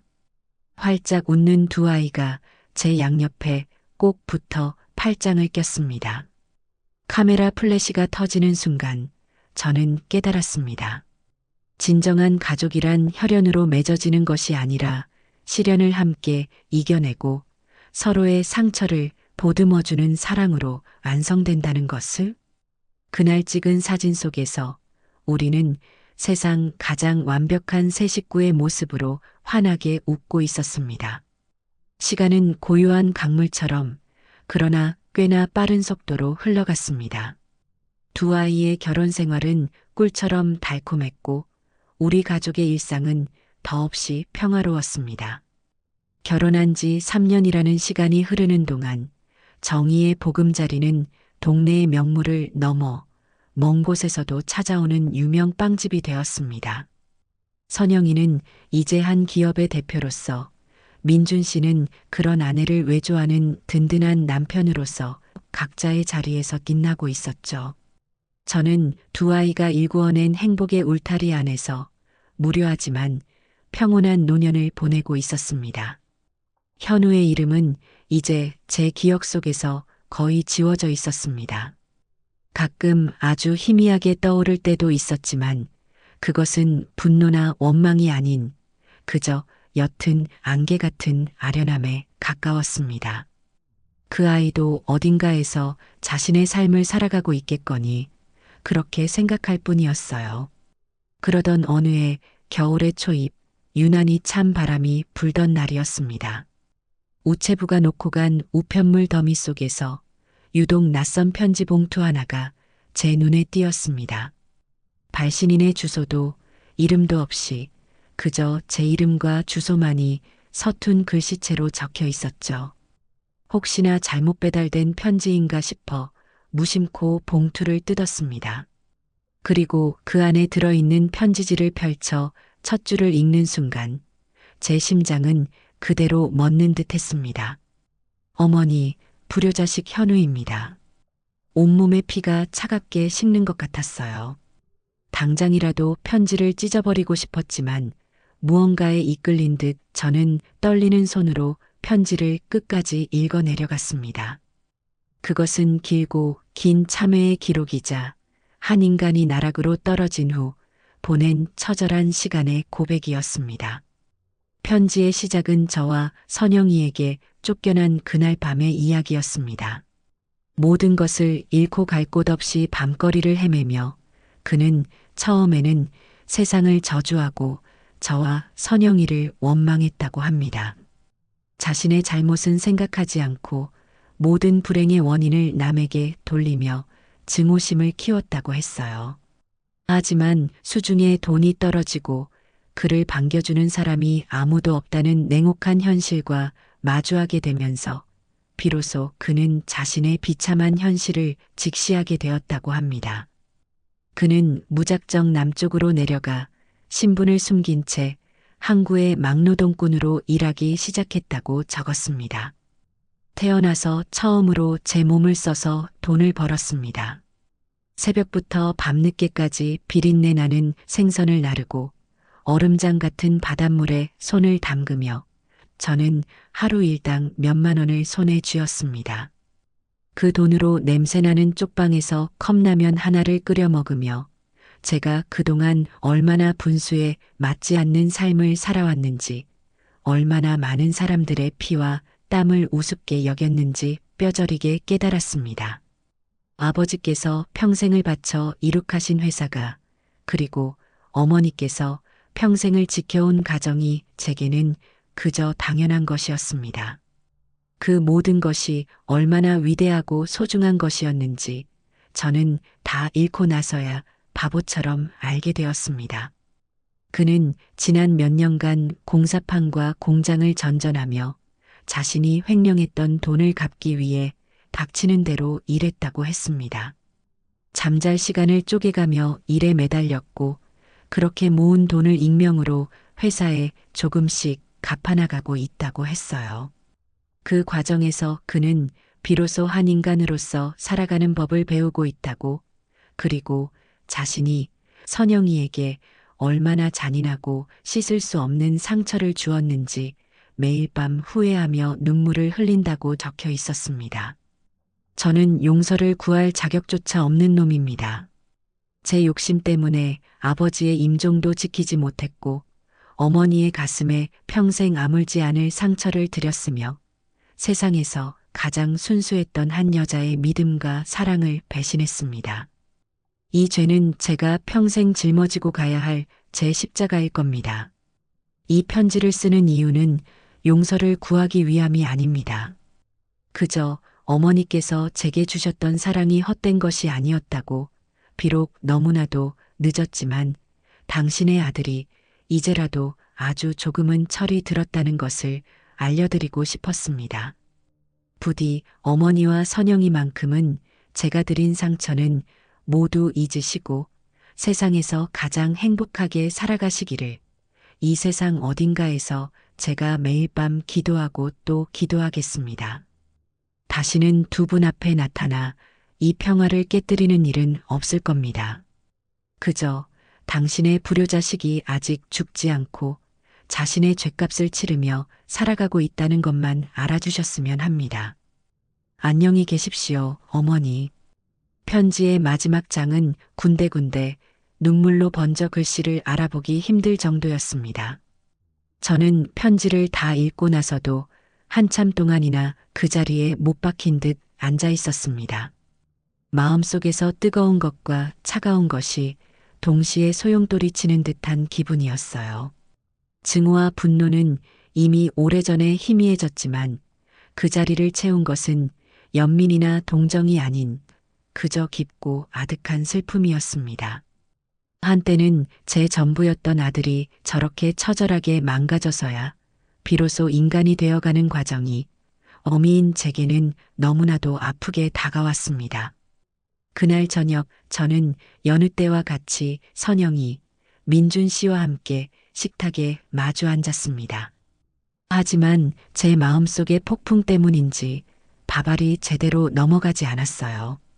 제 표정이 어두운 것을 눈치챈 선영이가 걱정스럽게 물었습니다. 어머니, 어디 편찮으세요? 안색이 안 좋으세요. 저는 잠시 망설이다가 낮에 받았던 편지 이야기를 조심스럽게 꺼냈습니다. 그리고는 현우가 보낸 편지의 내용을 처음부터 끝까지 담담하게 읽어주었어요. 두 사람은 숨을 죽인 채 제 이야기에 귀를 기울였습니다. 편지 낭독이 끝나고 식탁에는 무거운 침묵이 흘렀습니다. 침묵을 깬 것은 선영이었습니다. 그 사람도 많이 힘들었겠네요. 아이의 목소리에는 놀랍게도 그 어떤 감정의 동요도 없었습니다. 마치 오래전 책에서 읽었던 나와는 상관없는 사람의 이야기를 듣는 듯한 담담함이었죠. 선영아, 너는 그 아이를 용서할 수 있겠니? 제 조심스러운 질문에 선영이는 찻잔을 들어 한 모금 마시고는 저를 보며 희미하게 미소 지었습니다. 그 미소는 너무나도 평온해서 오히려 비현실적으로 느껴질 정도였어요. 어머니, 용서라는 건요. 제 생각에는 미움이라는 감정이 남아있을 때나 가능한 것 같아요. 미워하는 마음이 있어야 그 마음을 거두고 용서라는 걸 할 수 있는 거잖아요. 그런데 제 마음속에는 이제 그 사람에 대한 미움이 조금도 남아있지 않아요. 그냥 아무런 감정이 없어요. 그러니 용서하고 말고 할 것도 없는 셈이죠. 선영이는 잠시 창밖을 바라보다가 말을 이었습니다. 그저 한때 제 인생을 스쳐 지나갔던 사람이 어딘가에서 자신의 삶을 잘 살아냈으면 좋겠어요. 더 이상 과거의 잘못에 얽매여서 스스로를 괴롭히지 말고요. 그게 제가 그 사람에게 바라는 전부예요. 그 말을 듣는 순간 저는 선영이가 진정으로 강해졌다는 것을, 과거의 상처를 완벽하게 극복하고 자기 삶의 온전한 주인이 되었다는 것을 깨달았습니다. 옆에서 조용히 듣고 있던 민준 씨가 선영이의 손 위에 자신의 손을 포개며 말했습니다. 당신 말이 맞아요. 우리는 앞으로 우리에게 주어진 행복을 누리며 살아가면 돼요. 하지만 어머님, 만약을 위해서라도 그 사람이 다시는 우리 주변에 나타나지 못하도록 제가 계속 신경 쓰고 있겠습니다. 두 분께서 다시는 불안해하시는 일이 없도록요. 듬직한 아들의 말에 저는 비로소 마음이 놓였습니다. 며칠 뒤 저는 남편의 친구였던 최 사장에게 연락해 현우의 소재를 파악해달라고 부탁했습니다. 그 아이가 정말 편지에 쓴 것처럼 살고 있는지 제 눈으로 확인하지는 않더라도 알아야만 할 것 같았어요. 얼마 후 최 사장에게서 연락이 왔습니다. 현우는 정말 남해의 작은 조선소에서 용접공으로 일하며 낡은 사택에서 혼자 조용히 지내고 있다고 했습니다. 일솜씨가 성실해서 주변 평판도 나쁘지 않다고 했어요. 그 소식을 전해 듣고 저는 제가 해야 할 마지막 일이 무엇인지 마음을 정했습니다. 저는 최 사장을 통해 현우의 이름으로 작은 통장 하나를 만들어 주었습니다. 그리고는 매달 아주 적은 금액을 어머니가 아닌 먼 곳에서 당신을 응원하는 사람이라는 이름으로 보내기 시작했습니다. 그 아이가 다시 일어서는데 방해가 되지 않을 정도로, 하지만 혹시라도 아프거나 힘든 일이 있을 때 최소한의 버팀목은 되어줄 수 있는 정도의 금액이었죠. 이것이 제가 어미로서 그 아이의 인생에 개입할 수 있는 마지막 선이었습니다. 멀리서 지켜보되 결코 가까이 다가가지 않는다. 인연의 끈은 끊어내되 어미의 마음 한 자락은 남겨둔다. 그것이 제가 내린 길고 길었던 아들과의 관계에 대한 마지막 결론이었습니다. 그 일을 끝내고 나니 제 마음을 짓누르던 마지막 돌덩이 하나가 비로소 사라지는 기분이었습니다. 저는 비로소 과거로부터 완벽하게 자유로워졌습니다. 이제는 오직 내 앞에 있는 소중한 가족들과 함께 만들어갈 따뜻한 미래만을 바라볼 수 있게 되었습니다. 과거라는 이름의 길고 어두웠던 터널을 완전히 빠져나오자 우리 앞에는 눈부시게 찬란한 세상이 펼쳐졌어요. 선영이의 뱃속에서 새로운 생명이 자라기 시작한 그날부터 우리 가족의 시간은 이전과는 비교할 수 없을 만큼 풍요롭고 따뜻하게 흘러갔죠. 제 인생의 화양연화가 바로 지금이 아닐까. 저는 매일 아침 눈을 뜨며 그런 생각을 했어요.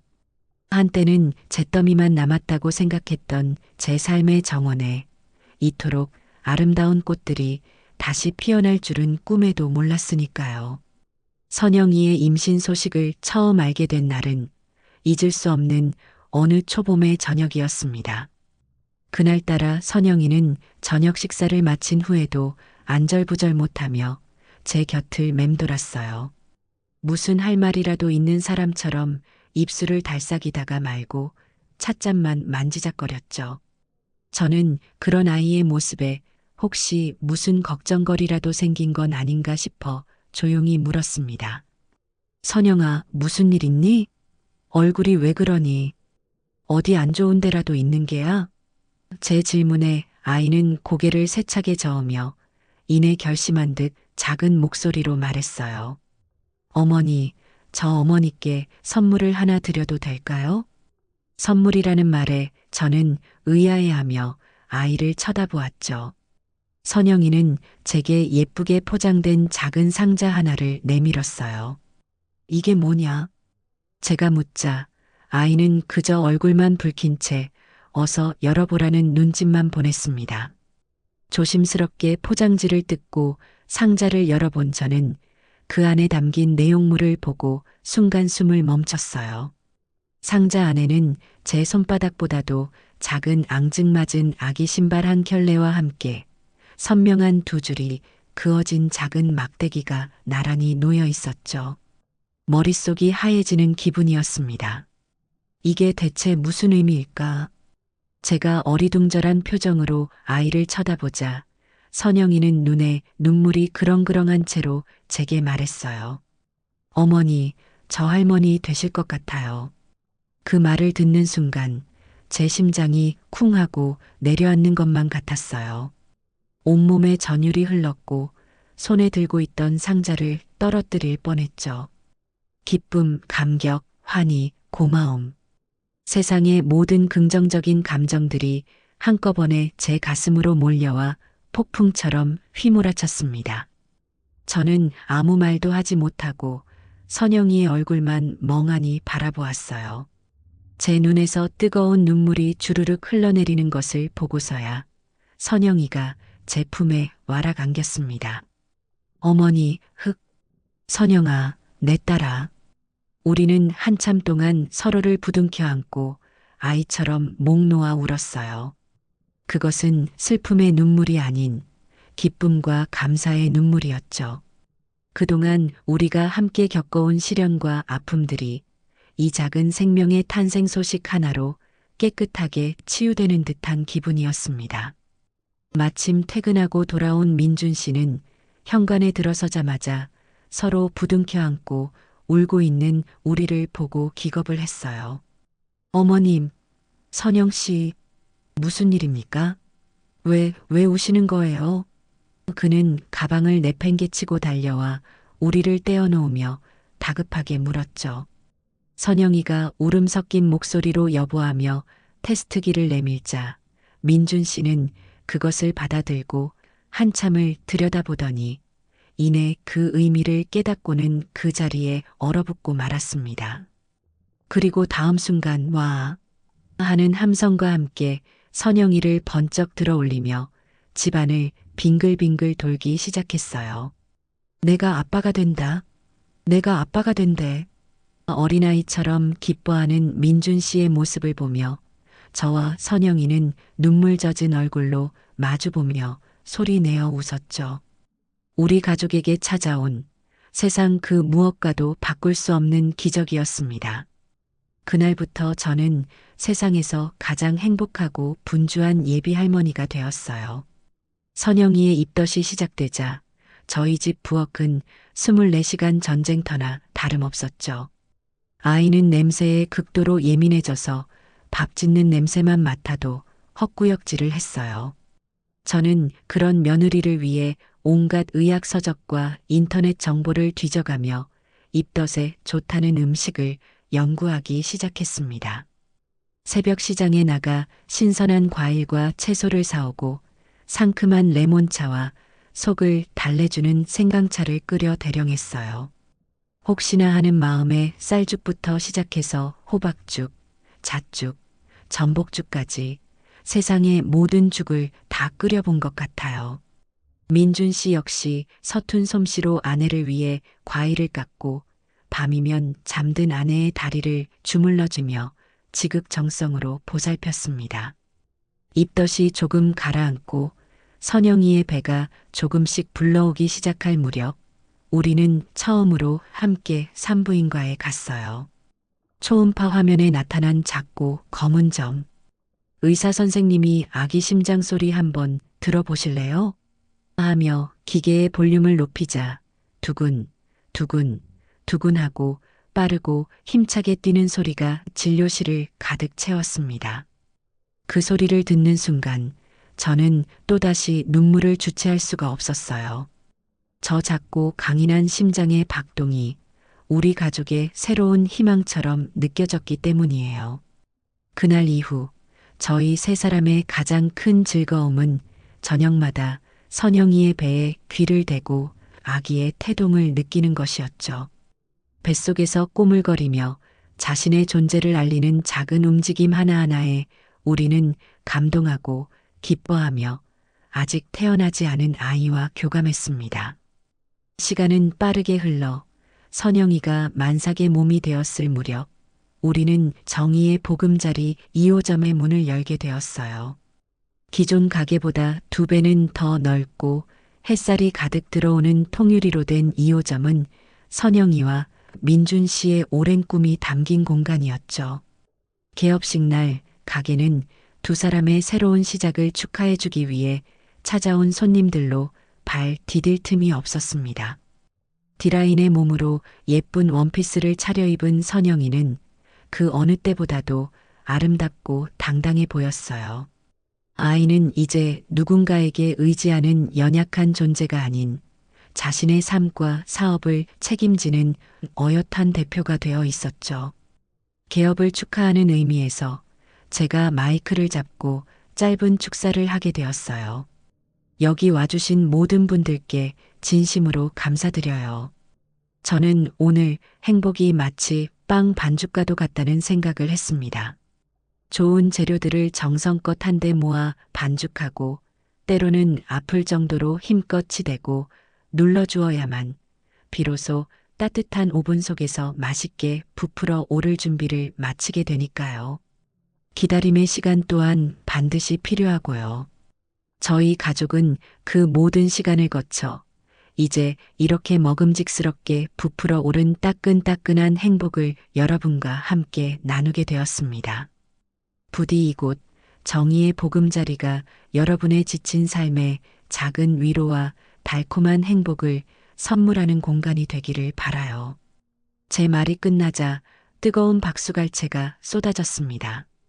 제 뒤를 이어 마이크를 잡은 선영이는 감정이 벅차오르는 듯 한참 동안 말을 잇지 못했어요. 겨우 마음을 추스른 아이는 찾아와 주신 모든 분들께 감사를 전하고 남편인 민준 씨에게 사랑을 고백한 뒤 마지막으로 저를 바라보며 말했습니다. 그리고 세상에서 가장 든든한 제 편이 되어주신 우리 어머니. 어머니가 아니었다면 오늘의 저는 없었을 거예요. 절망의 구렁텅이에서 저를 꺼내주시고 다시 일어설 용기를 주신 분이 바로 어머니셨어요. 이 가게는 어머니께서 제게 주신 두 번째 인생 그 자체예요. 어머니, 정말 감사하고 사랑해요. 아이의 진심 어린 고백에 저와 민준 씨는 물론이고 하객들까지 모두 눈시울을 붉혔습니다.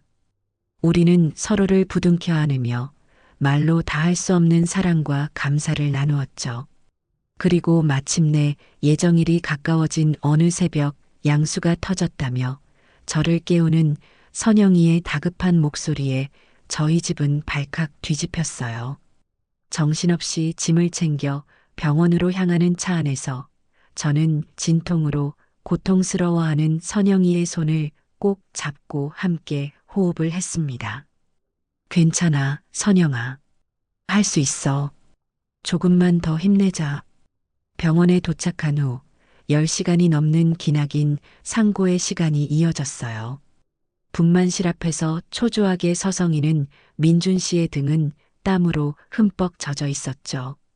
그리고 마침내 새벽의 정적을 깨는 우렁찬 아기 울음소리가 복도를 가득 채웠습니다. 응애, 응애. 그 소리를 듣는 순간 저와 민준 씨는 동시에 다리에 힘이 풀려 주저앉고 말았어요. 안도감과 기쁨이 뒤섞인 눈물이 뺨을 타고 흘러내렸습니다. 잠시 후 간호사가 하얀 속삭이에 곱게 쌓인 아기를 제 품에 안겨주었어요. 3.2kg의 예쁜 공주님. 아직 눈도 제대로 뜨지 못한 채 작은 입을 오물거리며 제 품에 안긴 아기를 내려다보는 순간 저는 세상의 모든 소리가 멎는 듯한 경이로운 경험을 했어요. 쭈글쭈글하고 붉은 얼굴이었지만 제 눈에는 세상 그 어떤 존재보다도 신비롭고 아름다워 보였죠. 제 남편의 강직한 이마와 선영이의 사랑스러운 입술을 꼭 닮은 아이. 저는 아기의 보드라운 뺨에 조심스럽게 입을 맞추며 하늘에 있는 남편에게 속삭였습니다. 여보, 보세요. 당신을 꼭 닮은 손녀딸이에요. 우리가 이렇게 예쁜 손녀를 보았답니다. 며칠 뒤 기력을 회복한 선영이와 아기가 있는 1인실 병실에 우리 네 식구가 처음으로 다 함께 모이게 되었어요. 선영이는 아기에게 젖을 물리며 세상에서 가장 평화로운 미소를 짓고 있었고, 민준 씨는 그 모습을 휴대폰 카메라에 담느라 여념이 없었죠. 저는 아기가 덮을 작은 이불을 정리해주며 이 완벽한 행복의 풍경을 가슴에 새겼습니다. 자, 여기 보세요. 우리 가족 첫 사진입니다. 하나, 둘, 셋. 민준 씨의 외침에 우리는 모두 카메라를 향해 활짝 웃었어요. 찰칵 하는 소리와 함께 그 순간이 영원히 기록되었죠.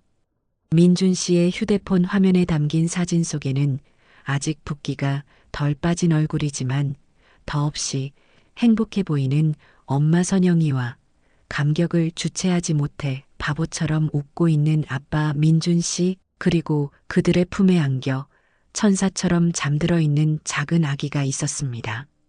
그리고 그들 곁에서 제 인생의 그 어떤 순간보다도 더 온화하고 충만한 미소를 짓고 있는 제가 있었어요. 저는 그 사진을 한참 동안 들여다보았습니다. 배신과 분노로 시작되었던 이 지독한 이야기의 마지막이 이토록 눈부신 해피엔딩일 수 있다는 사실이 기적처럼 느껴졌죠. 저는 제 손으로 직접 악연의 고리를 끊어내고 무너진 가정을 일으켜 세웠으며 피보다 진한 사랑으로 새로운 가족을 만들어냈습니다. 이제 제게 남은 일은 이 소중한 행복을 지키며 세상에서 가장 멋진 할머니로 살아가는 것뿐이에요.